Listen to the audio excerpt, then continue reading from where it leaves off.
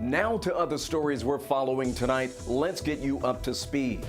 Teen death arrest. 25-year-old Sean Salim turning himself in to Johns Creek police, wanted in connection with the death of 16-year-old Carly Jackson. A friend told police she found the Johns Creek High School junior unresponsive on the morning of February 14th. And investigators have not said how Salim is linked to the case.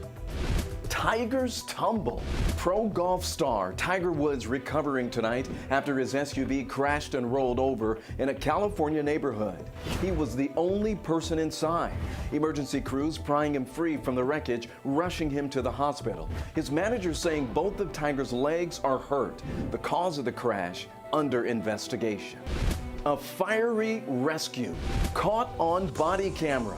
Fayetteville police officers running toward the danger. Two people trapped inside a burning car that crashed into a tree off Helen Sams Parkway. Officers dragging the passenger, his clothes already on fire, to safety. The driver's life also saved by their quick-thinking heroics.